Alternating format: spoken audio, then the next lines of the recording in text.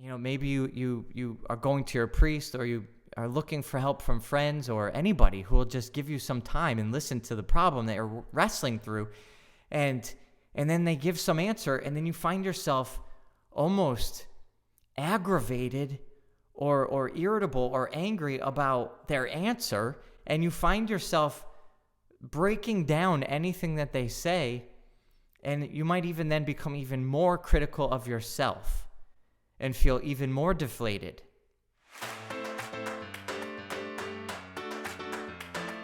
Hello and welcome to another episode of the Being Human podcast. I'm really happy to be diving deep into the specific mental health issues in this series. I've gotten a lot of great feedback, and obviously people really are yearning to understand how people can suffer in these areas, and maybe understanding a little bit about ourselves, about those who we care about, and looking at how to help people, or at least point people to the right direction for help.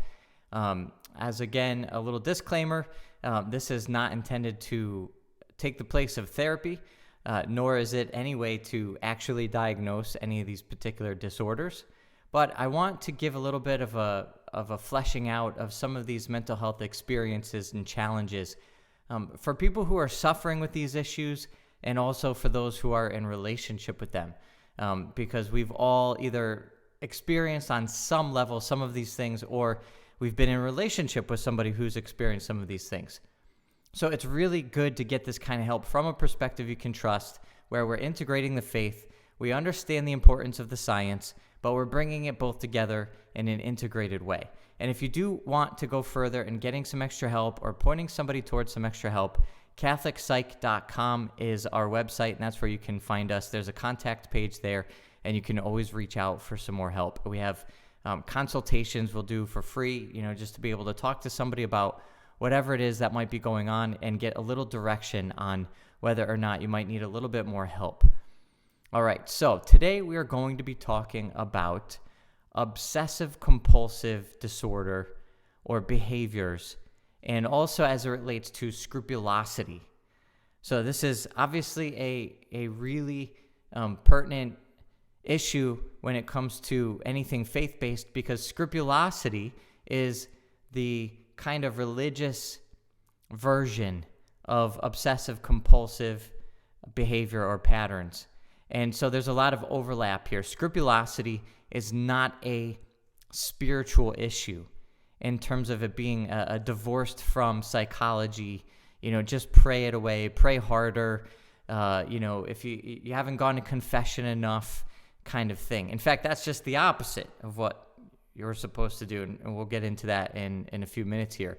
But this is one of these areas where, because of this really sort of pervasive misunderstanding of the issue, there's a lot of very bad direction.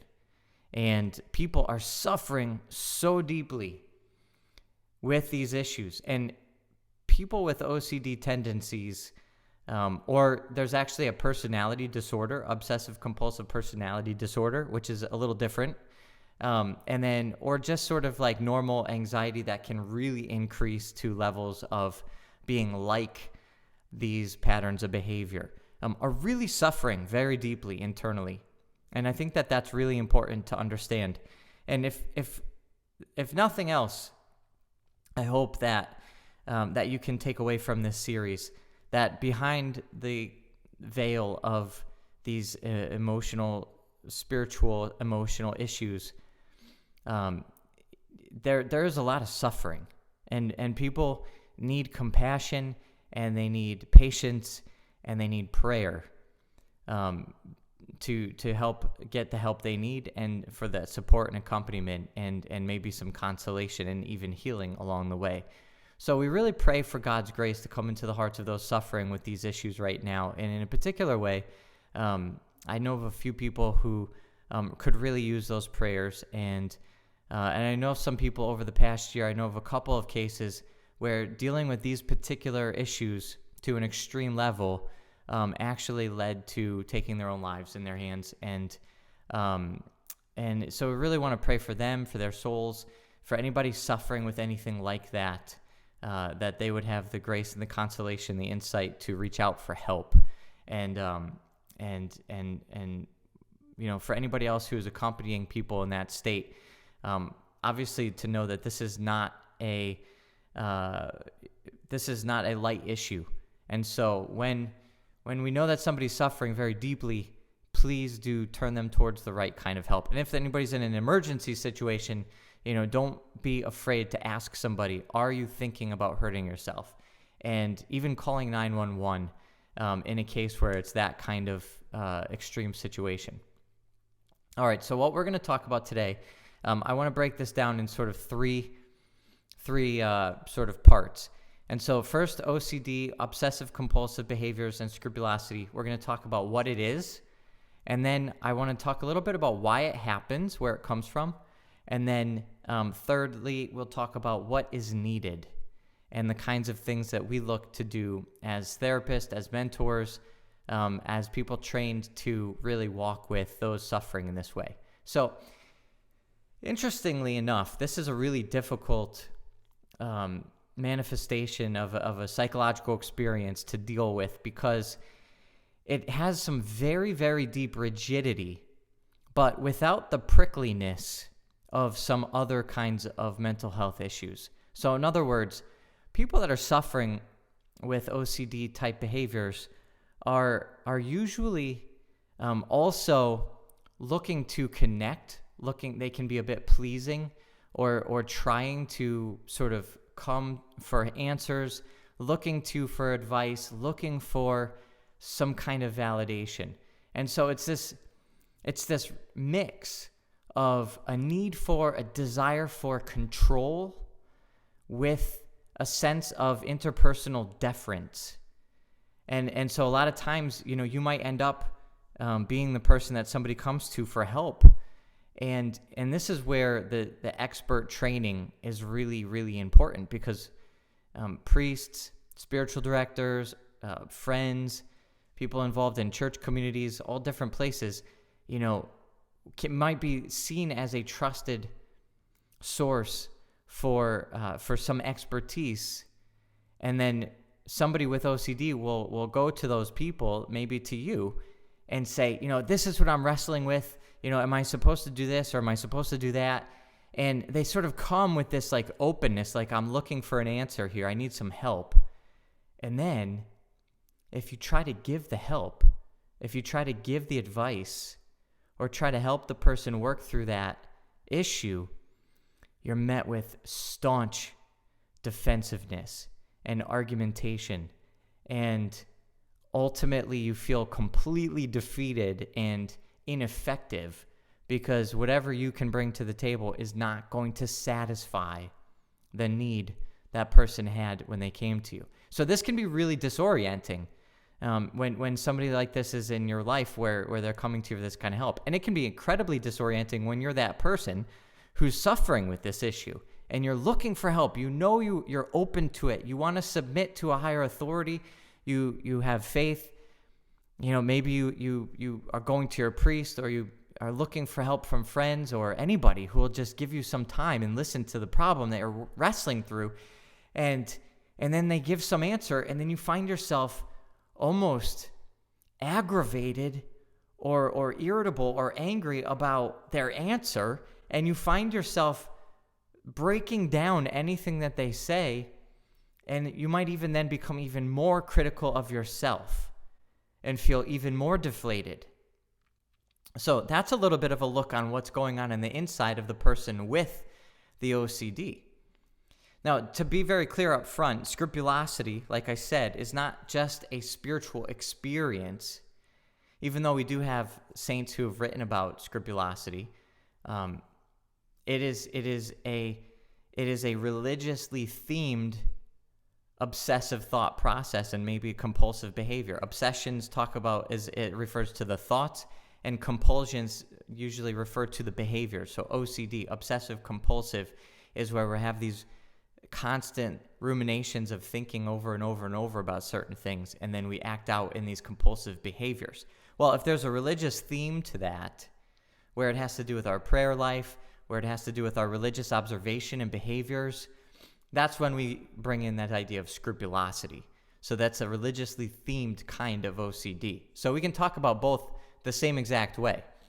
Scrupulosity doesn't just need extra prayer because it has to do with going to confession or not, or missing mass, or all these other type issues. They're exactly the same things that are going on in the brain. It just happens to be happening in a religiously oriented person, and so those behaviors are coming out a certain way. So what's really happening here is that there's this wrestling match going on internally for the person. And a lot of times there's this intense fear of making bad choices. And that is creating this decision paralysis, where they really can't make a decision because they don't want to make the wrong decision. They can't use their freedom for fear of losing their freedom, for fear of punishment. And so they have all this fear making them totally paralyzed and not able to act. And really, it's that fear of punishment. And we're going to get into a little bit more where this is all coming from. But it's that fear of punishment that will ultimately lead to that kind of paralysis. A lot of times these people suffering with these kinds of things can't really deal with deep intimacy or deep emotion. And a lot of times any felt emotion will become totally overanalyzed.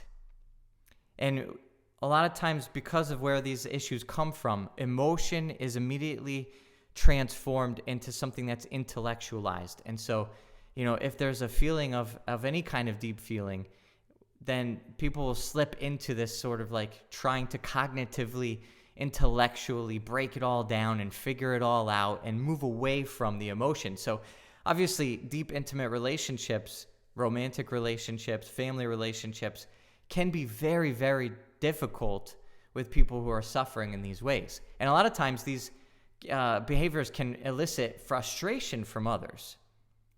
So again, it's this pickle that people suffering with OCD tendencies are eliciting help from others, want to have the validation of others, but then end up really frustrating other people. And then they see other people really as kind of critics, and it matches that voice of self-criticism. And they end up becoming very frustrated and pushing people away. And then this can compound that feeling of being criticized. So there's a lot of this back and forth, and it becomes incredibly frustrating. And a lot of times that leads also to a deep shame of having these needs, having these emotions, and a lot of this is coming from that deep shame in the first place. The different kinds of behaviors can be sort of related to the areas of conflict. So when people have certain acting out compulsions, it could be because those are the areas where their emotional life is not really being understood or met. So a lot of times you can have some of the stuff happening, for instance, in children because of certain family dynamics that are at play, and it's kind of just brewing under the surface. And then once a child hits puberty, because there's a whole new onslaught of desires and thoughts and feelings that are coming up during that time, now is when things come to a head and the conflict really erupts, because these are new thoughts and feelings that child didn't learn how to accept in the first place, their own thoughts and feelings, and now they feel guilty and shameful about these new internal experiences, and now they enter into this intellectualized wrestling match, and then a lot of times the compulsions will develop out of that as a way of avoiding or dealing with that kind of internal tension that they have no other way how to make sense of. A lot of times people suffering with OCD end up, that's not the thing that's so obvious, but this ends up leading to a lot of very deep depression and deep anxiety. When you can't figure everything out intellectually and come up with the right answer, it leads to depression and anxiety. And a lot of times, unfortunately, that's what leads to some very dark thoughts and temptations of hurting oneself, or those types of things.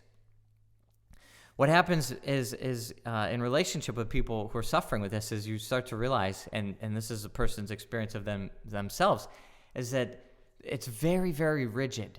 There's not flexibility, especially in seeing one's own success or self-worth. And a person with this kind of thing has a very little ability to take pleasure in their own goodness and their own accomplishments. They're very hard on themselves. So this worry, this being hard on oneself, this criticism leads to paralysis, and then it leads to seeking help. And they're looking for people. They draw people in to give them suggestions and advice, which leads to this internal argument, which leads to an external argument. And you can see how this is an ongoing cycle. So what's actually happening here? What's happening here for a person that's so paralyzed, let's say it's scrupulosity, they can't bring themselves to pray. They stop going to church.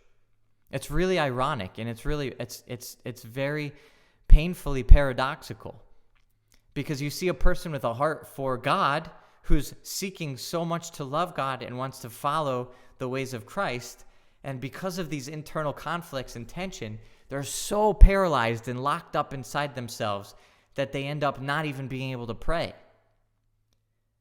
Well, what's happening here is, we can look at this through a couple of different lenses. But first of all, biologically in the brain, these brain patterns of rumination have to do with overactivity in the prefrontal cortex. So we can look at a brain scan, we can see where there's things happening in the brain. There's a lot of neural activity in the prefrontal cortex, which is this executive, intellectualizing self of just figuring out all the answers, trying to have this sort of like organized, logical, contextualized way of understanding things in this very sort of manualistic way. And that's where this inclination towards that intellectualization is coming from. But these are compulsions that are happening to undo the stress. So that's like so much tension and stress is built up internally. And there's this almost obsessive pattern of avoidance of actually doing anything like intentionally or making any kind of real decision, that it ends up into this paralysis. And then a compulsion will sort of erupt as a way of just sort of breaking through and avoiding that experience of that tension internally. And so where does this come from actually? There's a lot of different theories on why this develops, and there's no like sort of right answer. But one thing that is seen pretty commonly is that there's certain patterns of parenting styles that do lead to this kind of internal experience. And a lot of times this has to do with there's actually two sort of directions that people see that researchers have seen this is coming from. And I think the majority of what I've read anyways is usually on this first side, which is unemotional, overbearing, very overcritical parents. And there's like this power struggle, even for your infants, even in infancy, over like follow all the rules no matter what, and it's constant. And one of the patients I worked with, actually, she said that she remembers even like playing a game. It was like you could be playing like blocks, and it's like, okay, I'm stacking up my blocks, and then the parent is like, that's not the right way to stack the blocks, and you have to do it this way, and this is the right way to do this, and there's no sort of distinction about like when to follow certain rules, why we follow the rules, when is it okay to maybe not follow all the same rules. And there's not that kind of complexity, but there's just this very straightforward, very simple, very static, follow the rules. And also, most importantly, what's missing is that there's no primary sense of self-validation, of being good. So a lot of times, judgment of self is warranted, is based on whether or not you're following the rules. Another example of where this comes from, a lot of the literature, especially the sort of like Freudian psychoanalytic literature, which a lot of it is actually really good, but they'll immediately point to phases of infancy and growth of development, like during, for instance, potty training. So this is, I think the common wisdom now is pretty well understood that, toddlers will kind of show an interest in that potty training with some variability. Every kid is going to be a little different, and there's maybe girls are a little earlier than boys. Maybe there's these generalizations, but for the most part, like, it's kind of understood that you're not going to beat a child into submission to potty train. And unfortunately, that's not well understood across the board for everybody in all times. And so a lot of people grew up in households where those kinds of things, and it could be toilet training, it could be eating, it could be speaking, it could be dressing, it could be how to play with toys, has this super hyper rigidity with a lot of punishment for imperfection and very little reward for success and very little validation of just being good, So there's this sense of self-agency that develops over time. And we see it in a 2-year-old just wanting to say no. That's, and that's the first sort of appearance of that kind of thing. But then as a child grows, as we get older, we have this sense of agency, the sense of desire. What about this way? I want to do it my way. I want my room to be painted a certain color. I want my lunchbox to look a certain way. I want, whatever. And that's met with a lot of judgment and criticism. So we kind of are raging against being told what to do with every little single intricate facet of our life. And at the same time, we're desperate for validation, so we're afraid of being told that we're wrong and therefore bad. So you can see here what I mentioned in the beginning, that weird mix, this very odd mix of having control, needing to be in control, and then also that sort of deference of somebody that comes to you and says, hey, can you help me figure this out? Like, am I in mortal sin because I missed Mass on Sunday? Here's what happened. Here's the situation. So they're looking for the validation, but then as soon as you offer your perspective, they're going to come right back at you with why you're wrong and how they're really in danger of going to hell and all this other stuff. And you're pulled in these whirlwinds of things here that are happening. So there's not as much affection, there's a lot more punishment, and this is a really chaotic and dangerous environment.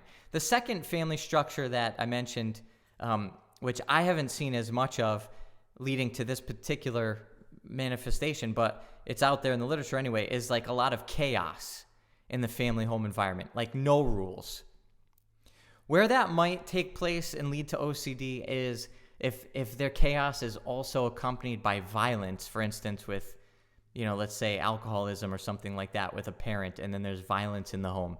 Sometimes that mentality of, if I'm just good enough, then dad won't be mad. If I'm just good enough, mom won't be mad. And if I can be perfect, then I'll avoid this violence in the home. And that's the sort of like mentality that develops. So again, it's another little thread of where some of this might come from. But ultimately, it's all going to lead back to the same road.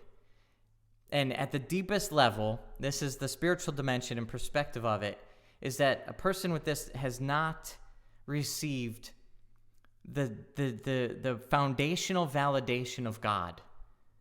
That word from our Creator, manifest first initially by our parents, but ultimately by God Himself, that says, you are good. God made you, and He made all things good. You and your very being are loved into existence. Your very existence proclaims the fact that you are good and that you are loved for being good. That's the validation that every single one of us needs. That is the foundation of a healthy life and a healthy mindset and a flourishing life, of being able to sort of respond to that. And that's what holiness is all about. We respond to the fact that we are loved, and we say, I want to love you back. And so I want to be holy. That's the opposite of somebody with OCD who says, in order to be loved, I have to earn it through this perfection. But I don't know if I'm getting it right, so I need to ask for help, and I need somebody to tell me that I'm doing it right, but I'm so deeply afraid of getting it wrong that I'm not going to accept the fact that I maybe am doing it right. That'll be too dangerous. If I drop my guard, I might get it wrong and I won't know it, and I'll end up punished. So this kind of lack of validation from God, ultimately as the creator and source of our being, mixed with this need to follow the rules, it kind of leads to this sort of like old law mentality. Like we have to follow all these rules and do it perfectly because we don't know God. God is unapproachable. He's so far away from us. In other words, the validation that we could get from our creator or co-creators and our parents who know us, love us, and tell us that we're good is missing. And what did we have before Christ? We had a list of rules. So we follow the old law, we follow the list of rules, and this is what ends up creating this kind of inner tension and conflict. So what do we need? Obviously, we need Jesus. We need Christ, but specifically, the manifestation of God in Christ in his divine mercy. We need divine mercy. That's the deepest answer. And I'll come out from there and go a little bit less deep, because what this means practically speaking is that there's this deep distortion in identity. We don't know who we are. We have this fear-based identity, this perfection-based identity. We are going to earn love through perfection. So we really can't trust anybody because it's all on us to earn this, but we don't really trust ourselves either. So trust is missing. We don't trust our understanding of God. We don't trust ourselves. We don't trust others. We need trust. So as somebody working with somebody in this situation, that's really important right off the bat. And it's important to develop that. So the trust becomes a sort of currency. And the manifestation of that trust is not necessarily having all the right answers. In fact, sometimes that brings people in the door. They'll come to us because you're a Catholic therapist, that's great, I can trust you. But that's not going to keep people in the office, because if I was to try to answer all their questions and engage on that level of intellectualization, it's going to create the same resistance that they have with everybody else. And ultimately, it's with themselves. So it's not even about me. It's about where they're at. So what's happening here is they're coming in the door because they trust. But then we have to let that be the foundation on which we build the thing that they actually need, which is validation. People with this kind of disorder need validation. They need empathy. They need acceptance. They need to know how deeply loved they are and the very fact that they exist. And this is going to do a couple of things. On the level of the brain, what we need to do is to not trigger these brain patterns that are established in that prefrontal cortex as a way of asking questions and answering them, and asking and answering, but never with a full answer, never satisfied by the answer. But the pattern is what's keeping this disorder going. If we feed the pattern, we nurture that pattern, and these are the kinds of brain patterns that make this kind of disorder worse. It actually gets worse. And this is what I said in the beginning of the episode, why this is so important for spiritual directors, for priests, for mentors, therapists, people who are accompanying those suffering this way, to understand this principle about OCD scrupulosity. If you engage on the intellectual level with the people that are suffering in that area, you are only making their scrupulosity worse.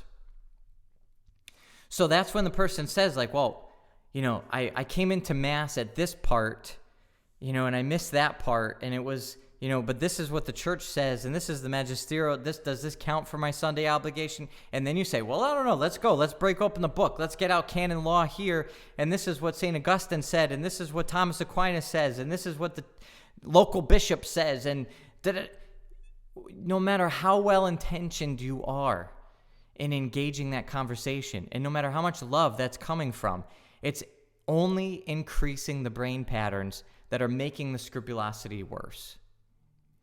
And that's what ends up happening so much. It's like, especially these things come into to confession, and priests are like, you know what? We got to make sure that you don't feel guilty about this. In order to do that, I'll see you every week here for confession. And I think I know a lot of priests who are sophisticated enough that they're not doing anything that egregious, but there might be some out there, and I've definitely heard stories. But even in the way of engaging, and this can be, something that's incredibly sticky, because especially for priests who are incredibly smart, trained in philosophy, trained in these kinds of ways of thinking about things, it can be really sticky because there's such a temptation to enter into, oh, of course you're not thinking about that Sunday Mass obligation correctly. This is why you don't have to worry about it. And again, that could be coming from this intention of pure love. But feeding the intellectualization is only going to increase the pattern. So what do we need instead? Empathy, acceptance, validation. We start there. We use the trust as a foundation, but then we start with building in an acceptance of your human experience. Somebody might feel really sort of scrupulous or obsessively thinking about, I didn't want to go to church on Sunday. Or one of the worst things is when it comes to a plenary indulgence, and one of the requirements is to have total, detachment from all sin. And people are like, but what does that mean? And then they're getting into all these intricacies of like, but this means that, and this is it, da-da-da. And it's like, okay, we just need you to know that you're loved and that you're good and that you are able to receive, you're made to receive, you are receiving God's mercy based on your very existence. And, somebody who's like battling at that level of mental crisis, they're not making free, intentional choices to sin. They're struggling because they don't want to sin in the first place. And so the way we meet that problem in that brain functioning is with empathy, validation, and understanding that the person is good. Just listening to the experience, the human emotions that are being felt. And then, somebody maybe doesn't want to go to church on Sunday, and now they're so overwhelmed with guilt, even if they go to church. But then they're like, but I didn't want to go. My heart's not in it. And there's all these different dimensions of it. And so it's like, it's okay to feel like you don't want to go to church on Sunday. We have to understand the difference between an emotion or even a thought that passes through the mind or heart versus intentionally choosing things that are sinful. And even that distinction right now, I'll tell you right now, like even that is a slippery slope for intellectualization, actually working with somebody who's suffering in this way. But the point is, in the actual context, in the actual work, we're just doing the validation, the empathy. We're not adding in the explanations. We're just simply being with a person, showing them that it's good to be with them. And so that's one way that we kind of get started there. And then secondly, what we would do in a professional setting is to start to illuminate the patterns, the brain patterns, the things that are going on internally. We move people away from judging their external situation and understanding the intricacies and all the ins and outs of their external problem or question. And we move towards using that intellectual capacity to understand what's happening internally. And so we start to teach about the brain and the ruminations and the prefrontal cortex. And this is the feedback loop. And these are the patterns. And now you can recognize them. And this is the sort of developmental genesis of some of these thoughts and feelings you have about yourself. So we're moving inwards, away from the external to the internal, to help a person really understand what's happening and to gain some affiliation, some alliance that you can have with the person. And then they're going to slowly start to develop different patterns of behavior. And we use a lot of mindfulness there, where there's a lot of awareness of what's happening in this present moment with detachment, so they can observe as an outside observer. This is what's happening inside of me right now. Oh, okay, so I don't have to answer that question, but I can notice that a question is being asked. It's a very, very important distinction to have awareness of. And a lot of times we move away from, even direct emotional language to start, because it could be too triggering. Like, you don't necessarily ask somebody, how do you feel? But you could kind of put it into a story and say, like, well, if you could tell a story about a character who's going through something you're going through, what would that look like? And that's when the narrative of Christ becomes even more powerful. And we can bring Christ into that narrative. And we can talk about the mercy of God entering in to that story and to the life of that person. And they could start to break away from these patterns, loosen up this rigidity, and start to let in that light of Christ, which will help break up some of these other patterns. Because ultimately, this is the truth. Made in the image of God, that we are good in our very being, and that we are loved into being itself. So this is the hope. This is what we do, working with people suffering with these things. This is what's actually possible. So I hope this has blessed you.